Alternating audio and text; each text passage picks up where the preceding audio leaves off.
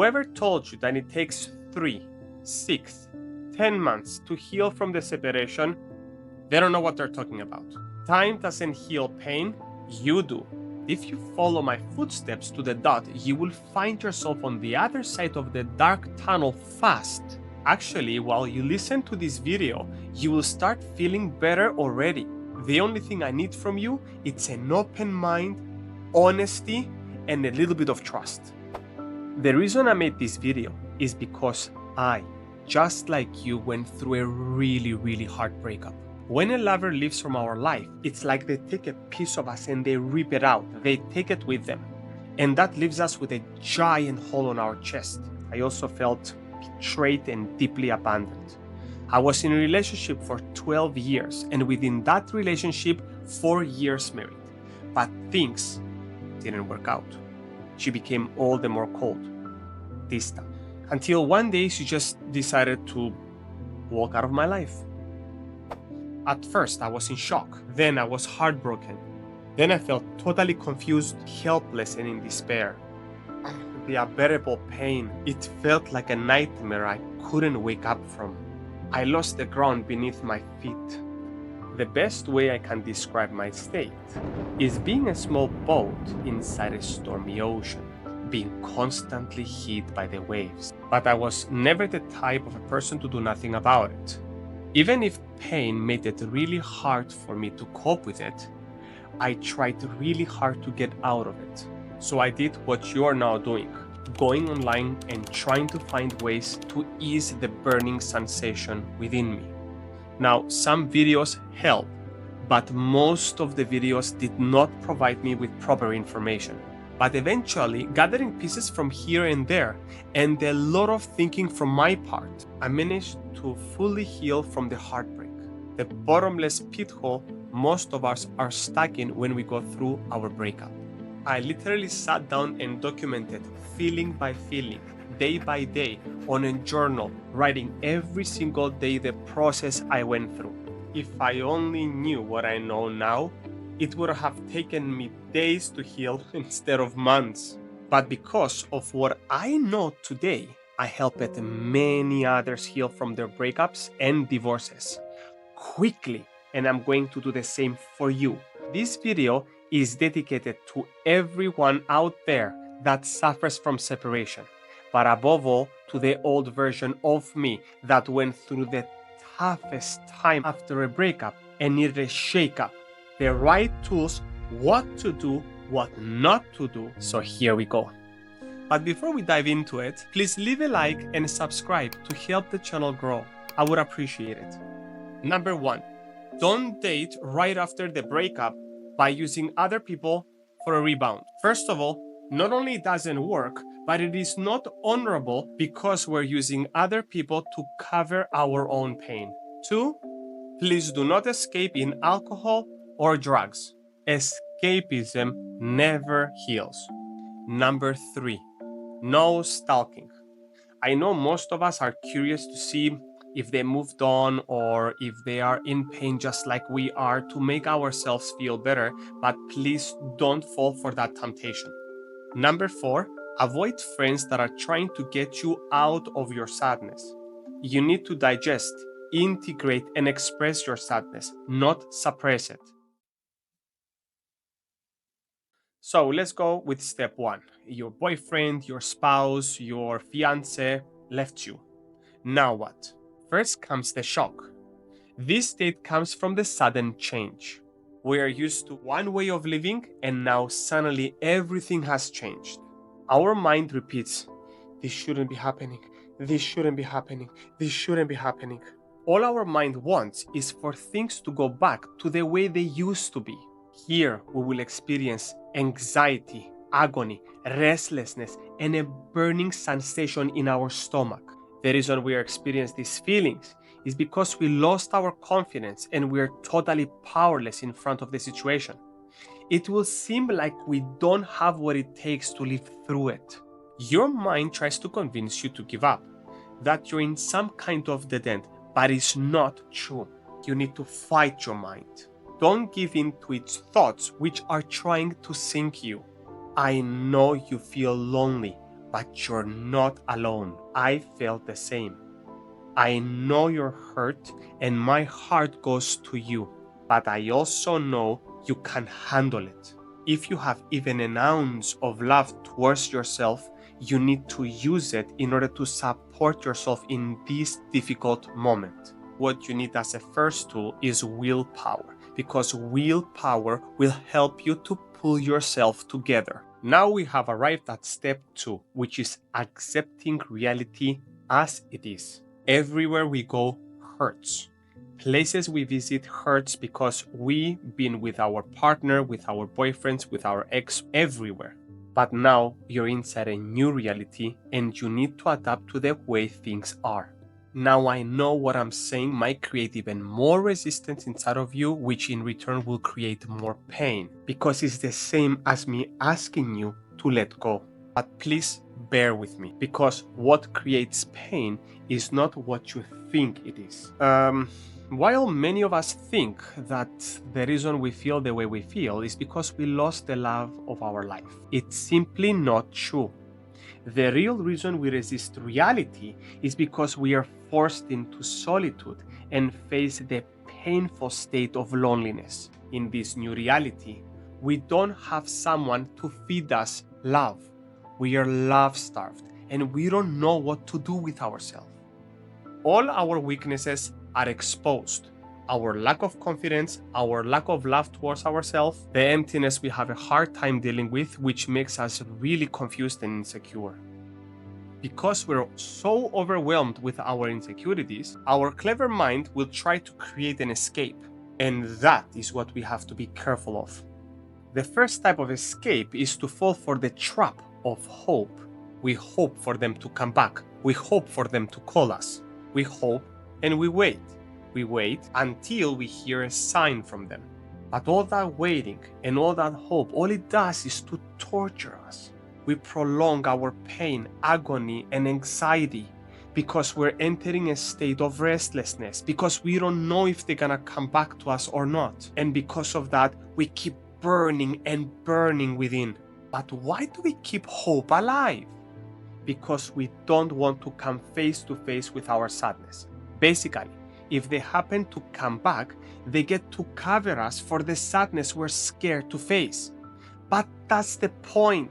We suffer anyway. In fact, here's where a lot of people burn most of their time, taking months and months to heal.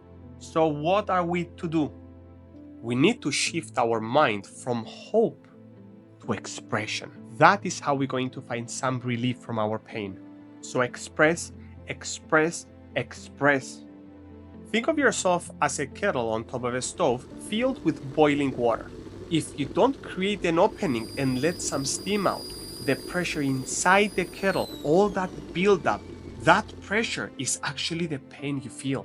Whether they come back to us or not, we need to release all that emotional load. We need to stop resisting sadness. Instead, I want you to hug yourself and release. I will let you know a secret. Sadness does not create pain. What creates pain is resistance to sadness. So what is the second tool? Emotional expression. Give yourself the space you need to feel the sadness. It will not harm you. Press a pause button to the world and just be with you. Become one with sadness, even though it's counterintuitive.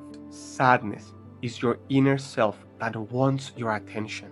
So the second way our mind creates an escape is by feeding us all the good moments we experienced with our loved one.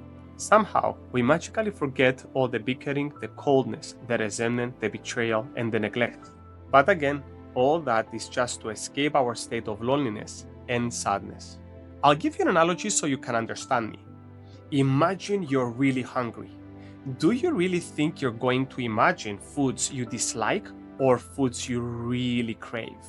The same works with love. You're hungry, you're love-starved, and now you want love. So where are you going to go to get fed with love? To the one that was cooking for you all this time. day in and day out, for days, weeks, or even months. You never had to cook for you because someone was already providing you that love. But now they're gone and you have no idea how to cook. Now you're starving and your mind, as an escape, will try to feed you the good old food. But as long as you don't learn how to cook, you will beg for food from others all your life. So what is the third tool we need? Discipline. Stop begging others for food. It's time for you to become your own cook. Don't you want to deal with this weakness and move on fast? Or do you want to be held back by your mind's illusions and keep waiting for others to feed you? So no hopes, no more illusions. So the focus now must turn from outside to the inside. I know many of us will try to check on their Facebook or in their Instagram, try to stalk them, see if they progressed, if they found someone else, if they moved on. But please do yourself a favor. Don't do that because you're actually regressing instead of progressing. If your intention is to become a good cook and cook for yourself in order for you to become independent, focus only on yourself. You don't have time for them anymore. It's about time you become selfish and you only think about yourself. Step 3. No more self-pity. We have arrived at a very, very crucial part of our healing. It will determine how fast you're going to heal. So listen carefully. The only reason we are in this position right now is because we do not know how to love ourselves. At least not at a satisfying level to be independent. On the contrary, the bigger the pain, the more we suffer, the more it proves we are needy and therefore codependent. Someone codependent means they rely too much on their partner for love or support because they cannot provide these two beautiful qualities to themselves. But how can you know you don't love yourself enough other than you being in suffering at this moment? Because now that you are alone, if you listen to your sadness, what your sadness will say is this: I am unlovable. I feel unwanted. I am not good enough. I am meaningless. I am not special. I am not worthy. I am unimportant. I have no value. I don't deserve love. And then we justify these beliefs by saying to ourselves, why would they leave me? Why would they choose someone else over me? We keep on repeating consciously or unconsciously these statements over and over inside our head. And then we position ourselves in the position of a victim and we keep on feeling bad for ourselves. We keep on pitying ourselves. But pity is the furthest away from honor as well as from self-love. Pity means to look down on something like it's incapable and powerless. It's when we're saying, what a poor thing. If you don't like to be treated this way, then please do not treat yourself this way. That state will not help you to move on. It will actually sink you further in despair. So no more self-pity. Pick yourself up. Stop self-pity and come back with honor. Once we manage to shift our focus from self-pity to honor, what is going to happen next is actually pretty interesting. When we start to get a grip on ourselves, okay, all that sadness, sorrow, despair, guilt, and regret will shift into a new feeling. They will all shift into anger. That's when we arrived at step 4. In this step, we will encounter the ego.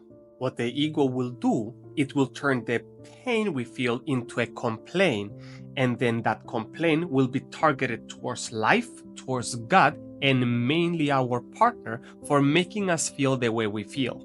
Here is where a lot of people burn an awful amount of their time because we're being manipulated by the ego that loves to embody the state of the victim. How dare they? calling our partner ungrateful, cheaters, liars, manipulators, narcissists, because we felt we gave so much, we sacrificed, and none went appreciated. All they did was to take, use, and toss us to the side.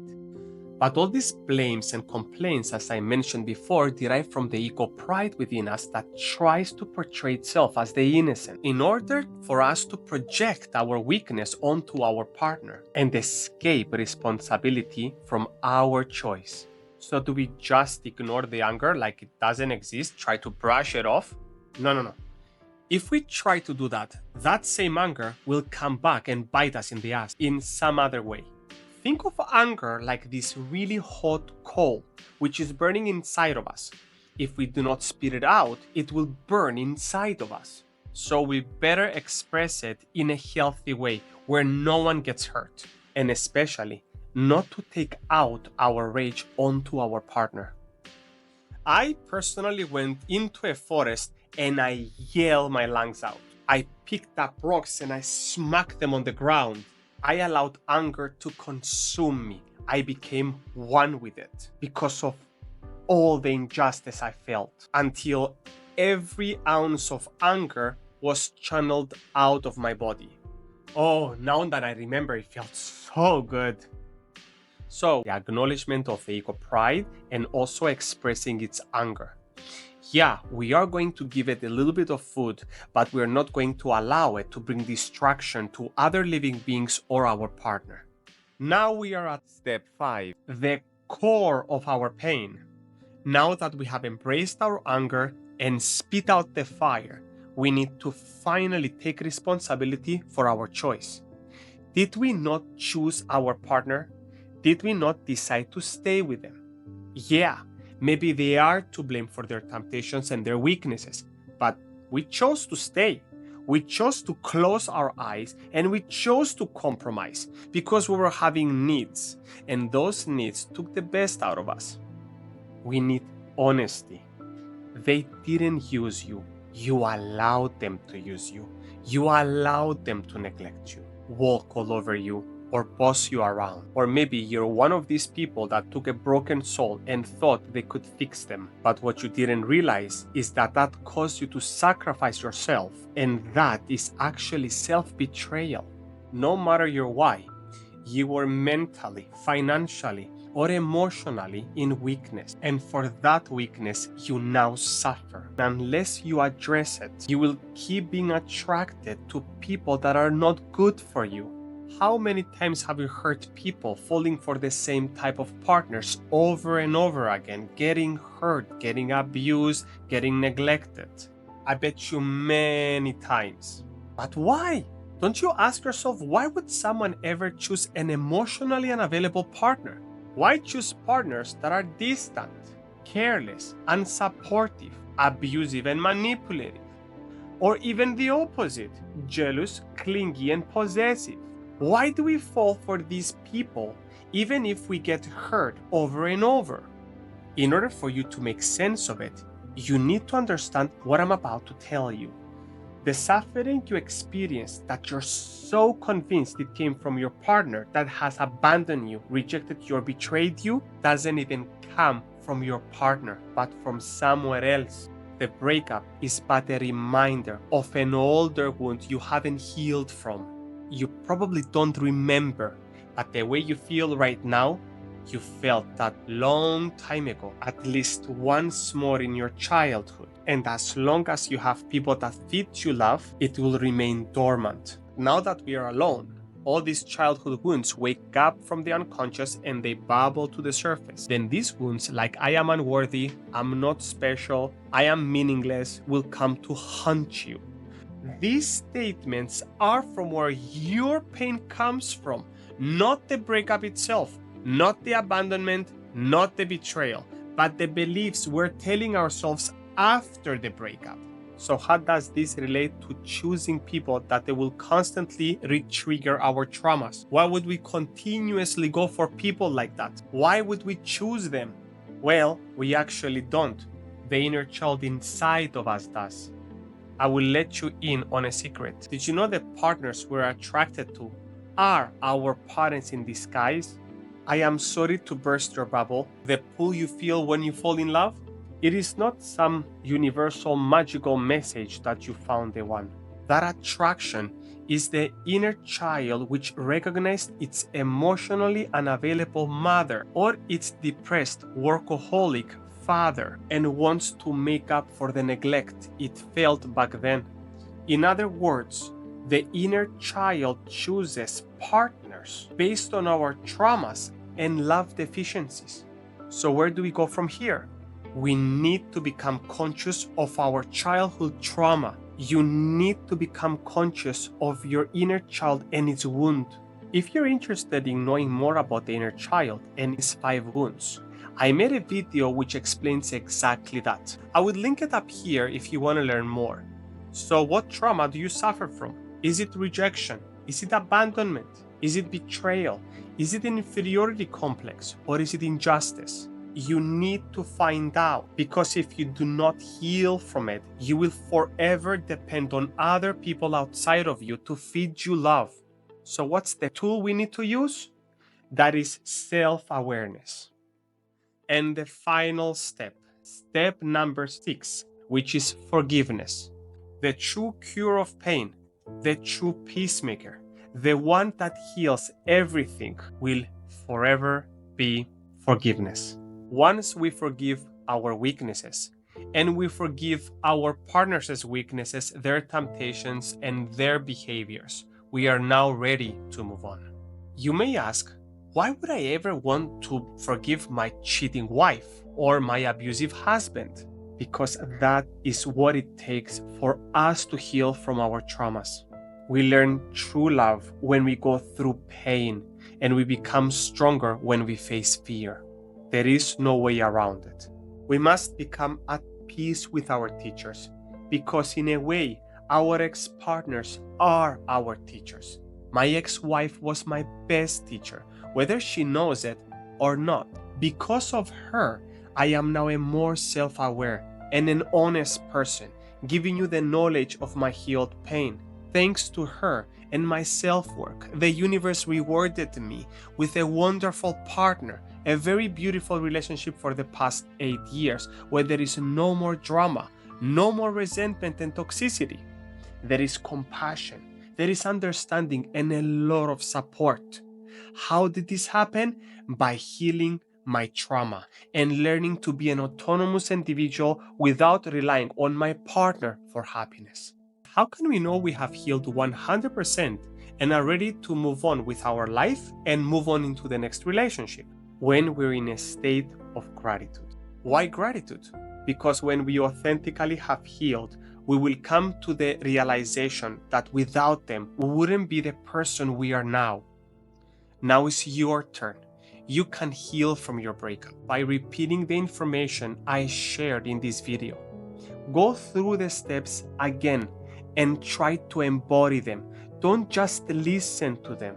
Savor them, really dig and understand them. And I promise, the journey to your healing is in your hands, and you can do it within days.